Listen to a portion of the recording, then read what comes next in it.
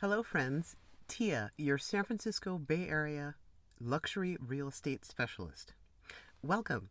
Today's video is going to be about the purchase process and specifically what happens once you have an accepted offer. So, again, welcome. We're going to talk about getting your offer accepted and what happens after that. Please remember to like and subscribe so you don't miss a video regarding the purchase process. This is the buyer experience video number 5, maybe. It was supposed to be one video, and then I realized there was way too much information for one video, so I have split it into, I think, 5 now. Today, I'm going to continue to talk to you with you about the purchase process, and then we're going to start to have some special guests. We're going to Zoom and talk about the lending aspect. We're going to Zoom and talk about the escrow process, so you just get a sense because there's when you're purchasing a home, there are a lot of people who kind of come into the process with you. You get appraisers, you've got escrow officers, you've got title officers, you have lenders, and it can be a very disorienting process. So my hope is that when I bring these folks to talk to you about what their job is, it'll help you understand why they're being strict or why they're coming up with the strategies that they are based on what their experiences are and what it is that they bring to the table. So without a moment more ado, let's get started, because I have really found that once I get going, it's hard for me to get everything into the video. So here we go. So the last time we spoke, I talked about inspection reports that you might have viewed prior to making your offer. I talked about strategizing your offer based on the number of offers that you think you're going to be getting, and the reason, or think that the other seller's going to be getting. And the reason that I brought that up was because we were talking about the disclosure package, and now it's not uncommon for a property to have 50 or 100 disclosure packages out. Well, in the past, before coronavirus, people would only request disclosure packages when they had either viewed the property and knew they were definitely interested, or were familiar with the area or the property, or the agent said you're probably going to like this, or whatnot. Now what seems to be happening is people are looking online. They're seeing the property, the virtual tour, the 360 tour, the Matterport, 3D rendering, and they're saying, I think I'm kind of interested in this property, and they're requesting a disclosure package. Now, my concern with that is that if you haven't actually gone out and started looking at properties, then you're going to start looking at disclosure packages, and that's not really giving you a sense of whether or not you're going to want to even pursue this property. And as a result, what we're noticing is there might be 50 to 100 packages out, but there might only be 5 offers. So it used to be that you'd have 20 packages out and you get 10 offers. Now you're having 50 packages out and you're getting 5 offers. So I don't say to ask how many disclosure packages are out to dissuade you from making an offer. Absolutely not, because just because a lot of people are making offer doesn't mean that any of them are anything that the seller is going to be considering. However, it is helpful because if you got 50 packages out, there's a likelihood that there's going to be more than one offer, so you can continue to craft the best offer that you can. And again, you have to do this with the help of an agent, because an agent knows what is marketable to the other agent. And if you get a really good agent, someone who's been around a while and knows everyone, like me, then you have an even better situation, because that agent may personally know the seller's agent, have worked with them before, or have been on the board of realtors with them, which is often my case. So you have a relationship with that other agent. And the reason that that's important is because when you're dealing with multiple offers, and I'll give it from my perspective, if I have 10 offers and I don't know any of the agents, or I don't know 7 of the 10 agents, I don't know their brokers, I don't know their lender, that's what I'm going to communicate to my seller. I'm going to say, I don't know any of these people.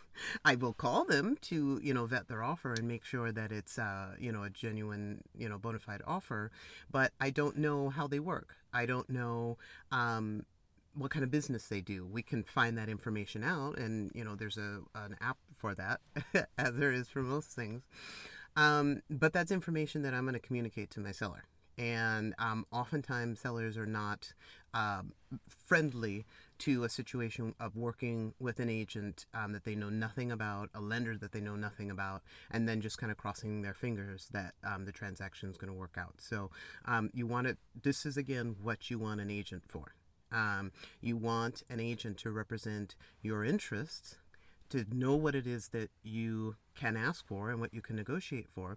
But a lot of times, an agent is the only one who's going to get your foot in the door with the seller's agent. And the seller's agent is the one that you really need to sell your scenario to, because then the seller's agent is going to turn around to the seller and go, I feel good about these folks. I feel good about staking my professional reputation on going into escrow with these folks. And that's really what you're up against. Is it's nothing personal, but it is that seller's agent's personal reputation of making a risk to go with you. So you're going to want an agent that has that kind of an in. And I think sometimes buyers think that if they go directly to the seller's agent, they'll somehow get an inside track. And there is a concept called dual agency. That has to be disclosed. It's on the seller's listing agreement. It's on the offer documents, and it is disclosed to the seller that the agent involved is working both sides of the transaction. And dual agency actually also applies when you have two agents from the same brokerage, not necessarily the same office, the same brokerage. So, I've had situations, because I'm with Coldwell Banker, where the other agent is from Coldwell Banker as well. We're not from the same office, we're from different counties, but we still need to disclose to both the buyer and the seller that we have the same broker, because they would like to have that information. And it also, the utmost care and respect and disclosure is always called for, but certainly in a situation where you're doing dual agency, you have the same parent brokerage.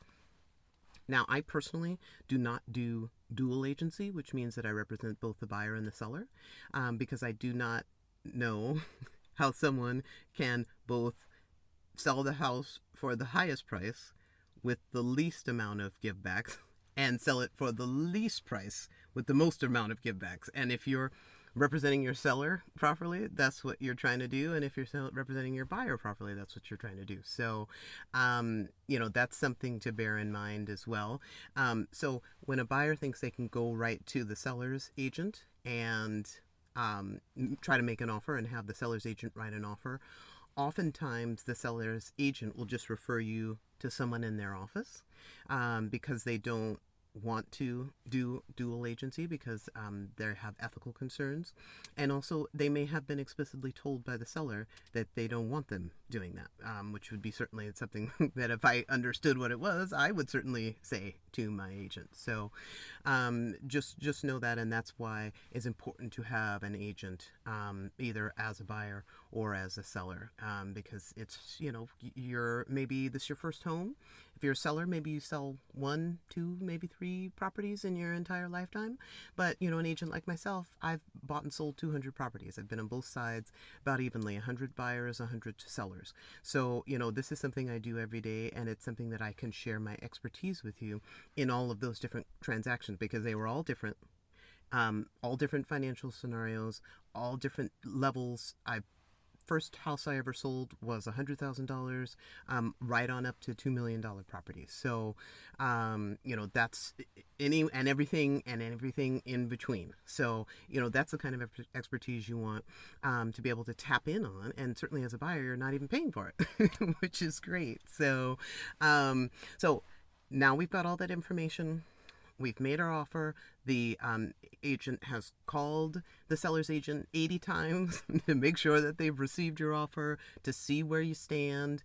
You can't really know what the dollar amount is. They won't tell you what the dollar amount is. It's not like in Europe where it's like a bidding thing, where one agent makes an offer and then they say, we've got 50-50, who's got 60, who's got 60. That's something they do in Europe, and I kind of would prefer that because then I could come back to my buyer and say, this is the kind of crazy way that we do it here in the States, or certainly in California Bay Area, is we don't really know what other people have offered. So it's basically reaching out to the seller's agent, trying to get them to pick up the phone, or texting incessantly, or and when you have a relationship again with that other agent, they're much more likely to pick up the phone or send that return text. And that's so that I can come back to you and communicate, this is where it is, this is what they have. Do you believe that? Would you like to improve on your offer based on that information, or do you want to hold? Okay, so after all these machinations, you've got your offer accepted. Congratulations. So here we are. You've got an accepted offer. What comes next? Well, one of the first things that you're going to need to decide is whether or not you want some additional inspections. I recommend at least one more inspection. You may want to duplicate the home inspection, which is a nice one because you can walk through the property with someone who's been paid by you to really look at the home and tell you what the real issues are. And the great thing about it is not so much that they're going to find issues that the other home inspection didn't, but it's more likely that they'll be able to give you a timeline. So they'll say, okay, yeah, the roof looks pretty good, so you should get another 20 years, or this little bit of an older roof, so you'll get another 10 years, or 5 years. They'll look over the inspection and they'll be like, well, yeah, or the foundation, and they'll be like, yeah, there's a crack, but there's always cracks, just like there's cracks in the concrete. So, maybe fix it, but, don't worry about it. Or they'll be like, well, this crack is indicative of a continuing issue. So let's look at the home and see if maybe some drainage is required. Now, I'm just going to tell you that number one enemy of property is water. And it's a little bit counterintuitive, but when you think about it, your house is sitting out in the elements at all times. And yes, sun beating down on the wood isn't necessarily helpful either, but it's the water that sits against the foundation, or sits against the roof, or sits in between the house and the siding. That's what does the real damage. Another place for water intrusion is your doors, which is why you have another strip around the door, which we call a jamb, and your windows. So windows are huge. So when we're renovating a home or talking about windows, that is that, along with the roof and the foundation, are some fixed costs that are really not the place to try to save money. So you want to make sure that your windows are top notch and that they're installed by someone who knows what they're doing. So it's not good enough just to get a high quality window and then have your cousin install it. You really want to, unfortunately, you're going to have to bite the bullet and let the professionals do it, number one, because you got somebody to go after if it's done improperly. But number two, a good window doesn't do you any good if it's improperly installed and moisture is getting in between the walls, because that's the kind of situation that very quickly will degrade the home. So anywho, you're going to decide if you want reports. I always recommend at least a home inspection. Sometimes what people will do is, if the reports that they already have from the seller include a home inspection and a pest report, then they'll also maybe get a roof inspection. And again, they're usually just going to give you a timeline. They're going to say now as far as repair or replace, or they're going to say, no, you've got some time. So you might want to think about a roof. Generally, foundation is covered both in the pest report, also referred to as a termite report, or and the home inspection. Generally, the people that I work with, they kind of both look at it, so you get two sets of eyes. And then if you get another report, you'll have another set of eyes. So it's really good, because that's you're the foundation of your home. So it's good to have a number of reports with that. And any other report that you don't have that kind of comes to mind, but those are the big ones: is the home, the pest, and the roof. You'll decide whether you want to get another one, or if you are comfortable with what the seller has provided. The next step after that is making sure that deposit gets in. And actually, these are things that kind of happen at the same time. So as soon as you have your offer accepted, the next morning, your contract will find its way into escrow, and it'll find its way to your lender. So your lender can get working on it, because your lender needs to work with escrow and get some numbers, the numbers that they need to be able to process the loan. And they also need to order the appraisal. And that is one thing that I am noticing during these interesting times that we're in, where we're meeting some bumps in the road. Now, they aren't insurmountable bumps or really difficult bumps, which are appraisals not coming in at value. Not those bumps. So that's great, because I've had that too, and I can always usually contest it and have success there. But because the market is appreciating so quickly, the appraisals are usually keeping track with that. So that is good, because sometimes in a market where prices are going up, the appraisals don't keep pace. And I think what we're noticing is the prices are going up, but they're not going up too much. And so when you have kind of a balanced market like that, you end up having a situation where the appraisals are coming in at value. Another thing that I would say is that over the past couple of years, we noticed a deceleration of appreciation. And what I mean by that was, like 4 or 5 years ago, like 2018 was just an off the charts kind of a year in terms of, and before, you had year over year 20% appreciation of home values.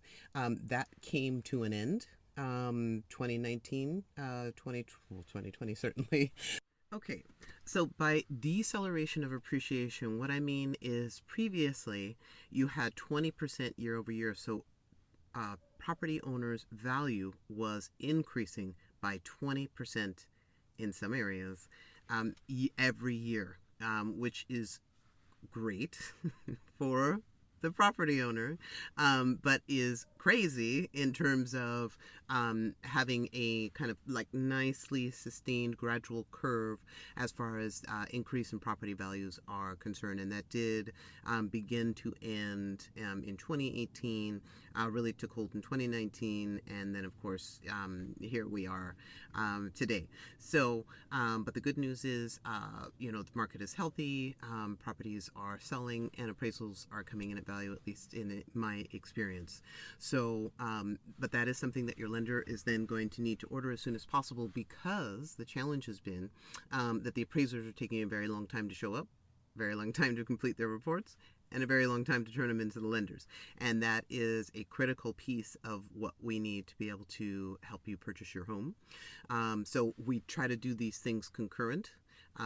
Get that appraisal ordered as soon as possible, so that process can start to move forward as we are doing our inspections and final negotiations. So there's a number of parallel processes that are occurring. And then also you want to get your escrow open, number one, so you have a place to put your deposit so that it's nice and safe, and the seller knows that you have those funds available and I'm putting them up and I'm ready to move forward. And also escrow and title, and we'll talk about this a little bit more when we have our escrow officer here.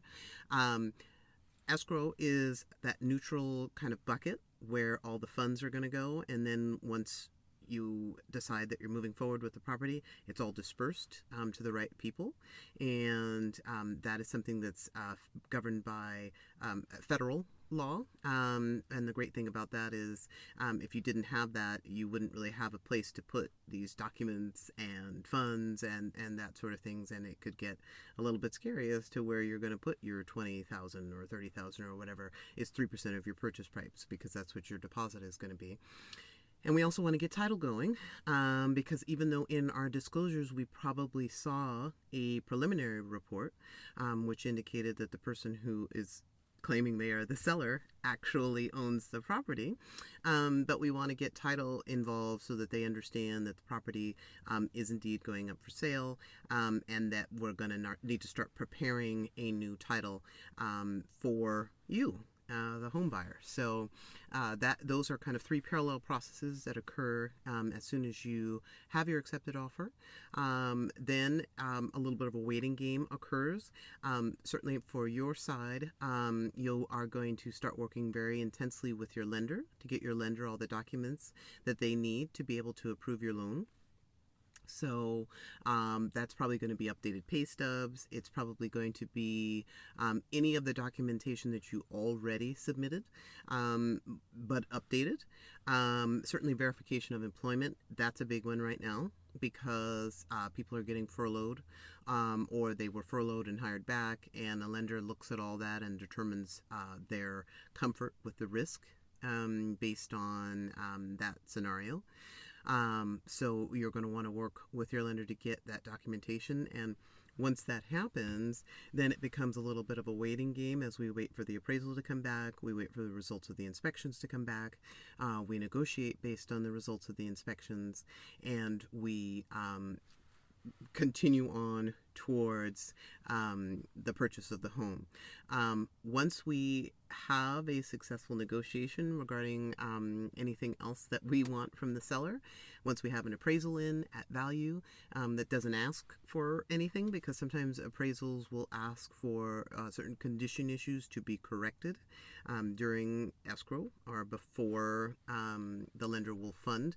And surprisingly enough, a big one is smoke detectors. So that's something I'm actually going to be talking about in my seller series, which is that tiny little $7 or $15 smoke or combo smoke CO2 detector can actually hold up an entire home sale, because it is state law that smoke detectors are in properties, and that they are dispersed in a certain manner in the property. Generally, in each bedroom, you need a carbon monoxide in the hallway. So, it's a very, very small physical item, but can actually hold up the entire transaction. So, certain things like that. Sometimes also, if the property has condition issues, an appraiser, certainly on an FHA loan, will condition the appraisal on those issues being corrected. So that's something that we're waiting on as well, just to make sure that there's no conditions and that the value is there. And then once we have that, once you're satisfied with the negotiation and all that good stuff, then we are marching towards a closing. Now, this is an interesting concept because the lender calls one thing closing, the escrow calls another thing closing, and often agents call something else closing. So what the lender calls closing is once they've done their final, and this is a little tidbit that you want to know, that verification of employment, that can happen up until you sign documents at escrow.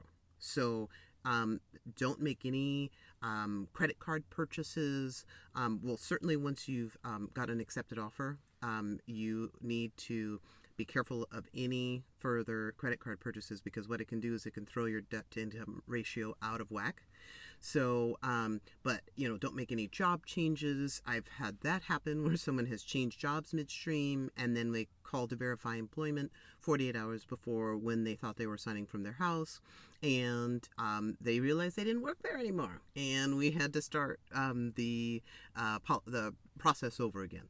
So just realize that you want to kind of freeze everything, and if you do need to make some sort of a purchase, try to have it be cash. And hopefully not coming out of your reserves that the lender has verified, so that there's no last minute heartbreak and thinking that you are signing loan documents on a Monday, but they do a last minute check on Friday and realize that you don't have adequate reserves or cannot pass the verification of employment. So once you have your appraisal in, your loan is approved, and your lender will tell you when your loan is approved, then you are waiting on what are called loan docs. And that is when the lender generates those documents, which are then sent to escrow. The lender is basically saying, we've done our final checks, we feel like we're ready to go, and they send those to escrow. There's a little bit of back and forth, often on what is in those loan documents. But again, we are realizing that we're not done till we're done. So even though the lender says close, and often the lender might be talking about sending loan documents to escrow, but more often, I've heard them talking about closing as to when you've signed those loan documents, and the loan documents go back to the lender, and the lender funds, meaning they send whatever amount of money you're borrowing to escrow. That's what they often call closing as well. Well, you're not technically closed, right? You're not escrow closed, and you're certainly not, your deed hasn't been recorded, but the lender has made their commitment, they've sent the money, and they're just waiting on recording. Now that's what they're going to call close. But closing that you really want to hear about is, when can I have my keys? And to a person, every single buyer has asked me, when can I have my keys? All right, well, when you can have your keys is generally within 48 or 72 hours of when the lender funds. Those funds are sent to escrow. Escrow disperses. That's a phrase that you'll hear. And that means that they've sent the seller their money. They've sent the seller's bank their money. The commissions have been paid out, and the file is dispersed. Okay. And when that happens, then we are escrow closed. But we're still waiting on one more thing, which is the recording of the deed at the county, whichever county your property is situated in. Basically, as I said, remember before, title's going to prepare a deed for you with your name on it. That deed has to be, it used to physically be marched down. Now I believe it's an email type of transaction that is put on record at the county. It usually takes about 30 days for that to show up in any kind of a search, but technically you're recorded. There'll be a document with a stamp on it that escrow will get a copy of, and you will also get a copy of at your new address, if that's what you had down as your mailing address, or whatever mailing address you decided on in escrow. And but you are now the owner of that property. And keys generally happen anytime between that actually happening and when they can be given to you. Now, sometimes there is an arrangement for the seller to stay in the property for a period of time, and that's one of those things that gets negotiated when you are trying to obtain the property. Sometimes the seller needs a couple weeks, sometimes the seller needs 30 days. That's not unusual when you have a situation that a seller is either purchasing a new property, or they are need the money from this transaction to be able to figure out what they're doing next. So don't be alarmed if that is the case. That's very common as well, because people often don't have the funds to have two properties at the same time, or they're just not sure what they're doing, and they're not sure what their net is going to be, and they're really going to make their decision based on how well they do out of this home. So in that case, there would be a delay in getting your keys until the seller is actually going to be vacating the home. But that is it. So when you get the keys, when you are handed the keys, you are done, and you are the owner of a brand new home. Congratulations. And I know you will have many, many happy years in your new home, your new investment. And please continue to like and subscribe, because we're going to move on to the seller experience.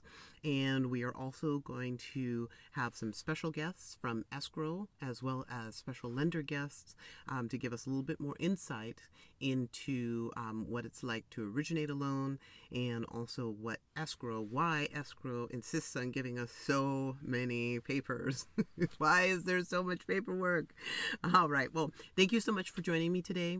And again, please like and subscribe, and I look forward to seeing you next week.